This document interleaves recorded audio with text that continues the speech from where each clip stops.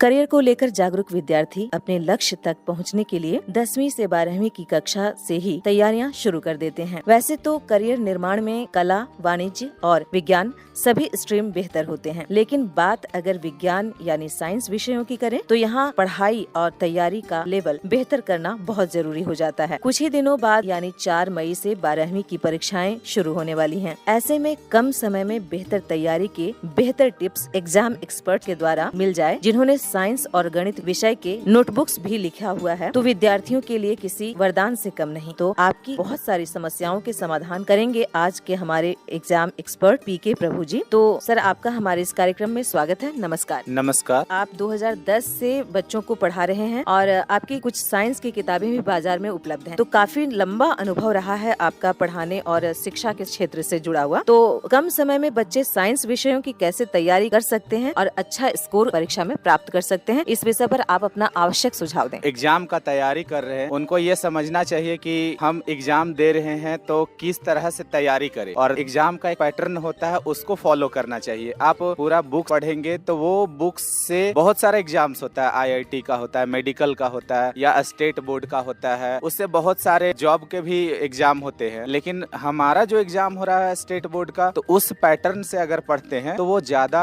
हम अच्छा स्कोर कर सकते हैं। उसके लिए वेबसाइट पे मॉडल प्रश्न पत्र भी जारी होता है। आप उस मेथड से तैयारी कर सकते हैं कि गणित में कितना क्वेश्चन आता है, किस नंबर पे कौन सा चैप्टर से क्वेश्चन आता है। ये सब अगर हम पढ़ के जाए, जैसे केमिस्ट्री हो गया, फिजिक्स हो गया, तो केमिस्ट्री में जैसे अभी 40% रिड्यूस कर दिया गया, 60% सिलेबस है, तो इस तरह से तैयारी करेंगे तो ज्यादा अच्छा मार्क्स ला सकते हैं। फिजिक्स और जो केमिस्ट्री होती है, तो कई बार ऐसा होता है कि पढ़ते तो है बहुत मन से बच्चे, लेकिन फिर वो तुरंत भूल भी जाते हैं। तो कौन सा ट्रिक है जिसे वो पढ़ पाए, ट्रिक के आधार पर, और जो पढ़े हुए चीजें हैं उन्हें वो याद रख पाए? फॉर्मूलाज वगैरह बच्चे भूल जाते हैं, बहुत सारा फॉर्मूला हो जाता है, differentiation, integration, vector, 3D, probability, बहुत सारे ऐसे चैप्टर्स है जिनके बहुत सारे फॉर्मूला होते हैं। तो आप उन्हें याद अगर करेंगे तो आप पक्का भूल जाएंगे। 10th तक यहाँ लिमिटेड ऐसा सिलेबस नहीं है कि इतना से पूछा जाएगा। तो आपको क्या करना चाहिए, उसका तरीका हम एक बता रहे हैं। जैसे आप A+B का होल स्क्वायर ऐसे पढ़े होंगे 8, 9, 10 ये सब क्लास में, तो उसको शुरू में आप रटे थे तो क्या हुआ कि आप उसको भूल गए। लेकिन उस पे क्या हुआ कि प्रश्न बनाए, जा करके 5-6 क्वेश्चंस बनाए उस फॉर्मूला पे, तो आपको वो फॉर्मूला धीरे धीरे ऑटोमेटिक याद हो गया। अगर आप रटेंगे डायरेक्ट फॉर्मूला और क्वेश्चंस नहीं बनाएंगे तो आप पक्का भूल जाएंगे। हम भी एक जगह पढ़ते थे तो वहाँ पे A+B के होल स्क्वायर को ही पढ़ाया गया बहुत हार्ड मेथड से, जैसे फाई प्लस कप्पा का होल स्क्वायर, ऐसा मतलब उसके जगह पुट कर दिया गया तो लेंदी लगा, phi square plus kappa square plus 2 phi kappa. तो एकदम आसान भाषा में करके ट्रिक बना लिए, जैसे हम लोग झारखंड में करते तो उसमें कर दिए कि मैया प्लस बप्पा का होल स्क्वायर, तो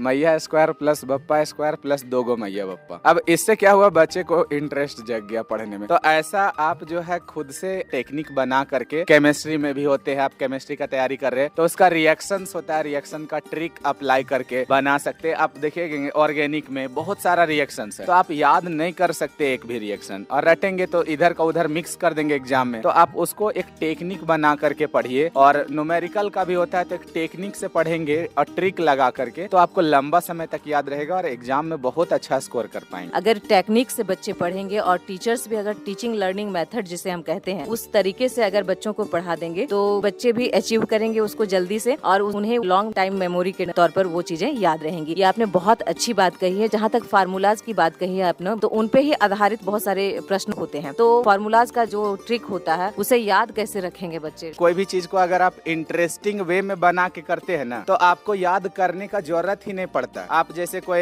गाना सुनते हैं तो आप उसको याद नहीं करते, आपको इंटरेस्टेड लगा इसलिए वो आपको ऑटोमेटिक याद हो गया। अगर आपको वो चीज समझ आ जाएगा तो बिना रटे वो याद हो जाता है। यानी कि कुल मिला के विज्ञान रटने वाले के लिए नहीं है। एक ही टॉपिक पढ़े लेकिन उसको समझ के पढ़े, समय लग जाए कोई दिक्कत नहीं है, बहुत मजा आएगा और सब याद हो जाएगा, रटना नहीं पड़ेगा। बहुत सारे ऐसे विद्यार्थी होते हैं छोटे शहरों में खास करके जो ग्रामीण क्षेत्र से आते हैं, तो उनका जो पढ़ाई का एक लेवल होता है वो उतना बढ़िया नहीं हो पाता है, जिसकी वजह से साइंस सब्जेक्ट्स का चुनाव उनके लिए बहुत मुश्किल हो जाता है। और कुछ बच्चे अगर मैट्रिक की परीक्षा में स्कोर अच्छा करने पर वो साइंस को रख लेते हैं तो फिर वो बच्चे बीच में फेल हो जाते हैं। तो वैसे बच्चे किस ट्रिक से और कितनी मेहनत के साथ तैयारी करें कि साइंस सब्जेक्ट्स उनका बेहतर हो पाए? जो ग्रामीण से आते हैं वो बच्चे 10th में बहुत अच्छा परसेंटेज लाते हैं, 80, 85, 90 तक प्लस कर जाते हैं, तो उनको लगता है कि मेरा 10th में अच्छा मार्क्स आ गया तो साइंस मेरे लिए बेस्ट है। पहले ये सोचना चाहिए कि हमको क्या साइंस पढ़ रहे उसमें इंटरेस्ट है कि नहीं। अगर आप कोई काम को इंटरेस्ट के बिना करेंगे तो आपको एक बोझ जैसा लगेगा, और बोझ लगेगा तो वो काम में आपको मन ही नहीं लगेगा, और मन जब नहीं लगेगा तो वो काम समझ में नहीं आएगा। आधुनिक युग में अभी ज्यादातर विज्ञान का, साइंस का बहुत इस्तेमाल हो रहा है। आगे के फील्ड में अभी जितना भी टेक्नोलॉजी आ रहे हैं, सारे विज्ञान के विद्यार्थी ये सब आविष्कार कर रहे हैं, रिसर्च कर रहे हैं। तो इंटरेस्टेड होकर के अगर आप पढ़ेंगे तो आप भी अपने देश के लिए कुछ योगदान कर सकते हैं। और एक सवाल और किए कि आखिर कौन सा ट्रिक से पढ़े, तो सबसे पहला नंबर केमिस्ट्री का बात करें। हम अभी केमिस्ट्री पढ़ाते हैं, तो केमिस्ट्री में बच्चे बोलते हैं कि सर आपका पढ़ाने का बहुत अच्छा तरीका, तो इसलिए बोलते हैं क्योंकि हमें पता है वो प्रॉब्लम हम भी फेस किए हैं, और हम भी याद करते थे तो याद नहीं होता था। टेक्निक में सारा रिएक्शंस को बनाए, उसी तरह से अपने से भी बच्चे कुछ सोच सकते हैं कि कैसे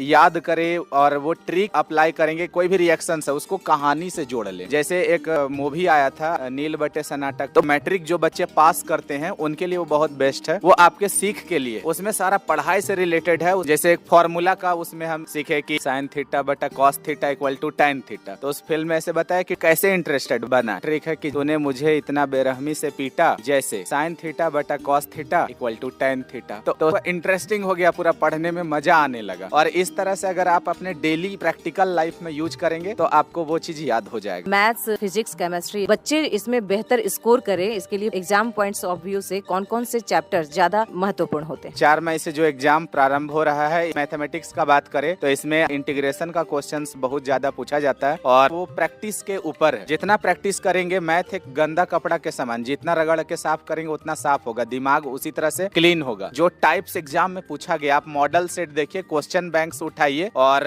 उसमें से देखिए कि जो विगत 5 से 6 सालों में इंटीग्रेशन का जो टाइप पूछा है, अब जैसे 100 से भी ज्यादा टाइप है, लेकिन आता एग्जाम में उतना टाइप नहीं है, मात्र 4-5 टाइप का ही क्वेश्चन एग्जाम में आता है। अगर उसका प्रैक्टिस करेंगे तो आपके नॉलेज के लिए, लेकिन एग्जाम में अच्छा स्कोर करना चाहते हैं तो ये बताएं। जैसे पार्शियल फ्रैक्शन है, इंटीग्रेशन बाय पार्ट्स है, प्रॉपर्टी ऑफ डिफिनिट इंटीग्रल है, सब्स्टिट्यूशन मेथड है, छोटा छोटा इंटीग्रेशन का जो टाइप्स बता रहे हैं, और बहुत ज्यादा ऑब्जेक्टिव अगर 40 क्वेश्चन कर दिया है तो आपको ट्रिक पता होना चाहिए शॉर्टकट बनाने का, तो आप ऑब्जेक्टिव बना सकते हैं। तो मैथ्स में बहुत ज्यादा समय लगता है, प्रोबेबिलिटी में लोग फंस जाते हैं, तो प्रोबेबिलिटी को समझे। उसका हिंदी भी दिया रहता है एग्जाम में, क्वेश्चन में इंग्लिश में भी रहता है, तो इंग्लिश नहीं समझ में आया तो आप हिंदी में उसको पढ़ लीजिए, और 3D वेक्टर का अच्छा से तैयारी करें। लेंदी चैप्टर जैसे आता है तो उसमें ज्यादा फोकस उस तरह से ना करे। क्वेश्चन बहुत आसान आता है, आप देखेंगे CBSE बोर्ड के कंपैरिजन में जैक बोर्ड का डायरेक्ट क्वेश्चन होता है, इसमें आप आराम से अच्छा 100/100 मैथ्स में ला सकते। केमिस्ट्री में आपको क्या है, हर साल पैटर्न अलग अलग मिलता है, तो उसके लिए आपको क्या करना है कि अभी जो एग्जाम के लिए 60% सिलेबस जारी किया गया है, आप उसको ले ले, और इसके बाद एक चैप्टर में मुश्किल से 10 रिएक्शन है, आप उसी को पढ़े। जो एक्स्ट्रा है, कचड़ा चीज, उसको फेंक दे और उसको टेक्निक में बना करके पढ़े। जैसे ऑर्गेनिक केमिस्ट्री सबसे ज्यादा मार्क्स का आता है, आपको एक वॉल्यूम पूरा ऑर्गेनिक केमिस्ट्री है, और एक वॉल्यूम में इनऑर्गेनिक और फिजिकल है। तो न्यूमेरिकल भी एक टाइप से आता है, सॉलिड स्टेट से एक फिक्स आता है, सॉल्यूशन से आता है, तो ये 2 चैप्टर का कर ले। केमिकल काइनेटिक्स का तो और में रहता है, तो आप उसका छोड़ भी सकते हैं, लेकिन आप पढ़ के जाए। और भी चैप्टर में न्यूमेरिकल से इलेक्ट्रोकेमिस्ट्री वगैरह में, और इनऑर्गेनिक के लिए लॉन्ग क्वेश्चन जैसे स्ट्रक्चर बहुत इंपॉर्टेंट है, इन साल के लिए 7 मार्क्स का एक आएगा। अब आप स्ट्रक्चर 7 मार्क्स पढ़ लेंगे तो उसी में 7 नंबर आपका फिक्स आ जाएगा, 23 में पास रहता है। लेकिन आप अगर अच्छा से तैयारी करेंगे तो केमिस्ट्री में भी बहुत स्टूडेंट ऐसे हैं जो 70 में 70 भी ला सकते हैं। रिएक्शंस को बस अच्छे तरीके से पढ़ने की जरूरत। कहा भी गया कि mathematics is calculation, physics is derivation and chemistry is equation. तो केमिस्ट्री में इक्वेशंस अगर आप नहीं लिखते हैं तो आपको फुल मार्क्स नहीं मिलेगा, तो इसलिए कोई भी क्वेश्चंस का आंसर में आप इक्वेशंस जरूर से जरूर लिखे तो आप अच्छा स्कोर कर सकते हैं। फिजिक्स के बारे में है, फिजिक्स में जैसे लॉन्ग क्वेश्चन 5 मार्क्स का जो आ रहा है हमारे एग्जाम में, तो ज्यादा नए क्वेश्चंस होते हैं उसमें। टोटल अगर आप पूरा फिजिक्स का बात करेंगे तो 10 से 11 क्वेश्चंस बनते हैं, टोटल पूरा सिलेबस का बात करेंगे तो उसमें भी आप 40% हटा लीजिए। क्वेश्चंस बैंक देख लीजिए, मॉडल सेट देख लीजिए, और है आपका जो जारी किया है बोर्ड में कि ये टॉपिक्स हट गया, तो उसमें से भी आपका कम जाएगा, तो आप उतना लॉन्ग क्वेश्चंस कर लेंगे। ऑब्जेक्टिव्स के लिए आपको ज्यादा फोकस करने का जरूरत नहीं है, क्योंकि हर बार ऑब्जेक्टिव थोड़ा नया टाइप का देता है। अगर लॉन्ग क्वेश्चंस किए हैं तो ऑब्जेक्टिव आसानी से बना लेंगे। न्यूमेरिकल ज्यादा पूछा नहीं जाता है, आप खुद ही देखे हैं क्वेश्चन बैंक्स में, तो बहुत कम न्यूमेरिकल आता है, ना के बराबर रहता है। तो आपको डेरिवेशंस ज्यादा प्रैक्टिस करना है फिजिक्स में। डेरिवेशंस, डेफिनेशंस इतना करेंगे आपका बहुत अच्छा स्कोर आ जाएगा फिजिक्स में। बहुत सारे बच्चे जो होते हैं वो मैट्रिक और इंटर के बाद ही अपने करियर की शुरुआत कर देते हैं, जिस भी फील्ड में जाना होता है। तो जो कॉम्पिटिटिव एग्जाम्स होते हैं उसमें मैथ्स और साइंस से बहुत सारे क्वेश्चंस होते हैं। मैथ और साइंस को स्ट्रॉन्ग बनाने के लिए उन्हें अभी से ही किस तरह की प्रैक्टिस में जुट जाना चाहिए? जैसे आप 12th पास करेंगे तुरंत आप कॉम्पिटिटिव एग्जाम का फॉर्म वगैरह भरेंगे, तो यहाँ पे जो अभी पढ़ रहे हैं ये कॉन्सेप्ट मेथड होता है यहाँ, लेकिन कंपटीशन में जाएंगे तो बहुत स्पीड बनाना पड़ता है। अगर आप क्वेश्चंस जान भी रहे लेकिन आपके पास फास्ट बनाने का मेथड नहीं है तो आप एग्जाम में सेलेक्ट नहीं होते हैं। तो फास्ट बनाने के लिए भी ट्रिक वही अप्लाई कर सकता है जिसको कॉन्सेप्ट आता है। बहुत मेथड है लेकिन जो खाली ट्रिक पढ़ता है तो वो कुछ नहीं कर सकता। ट्रिक मतलब रटना पड़ेगा और वो नया क्वेश्चन आएगा तो उसके लिए मुश्किल हो जाएगा। तो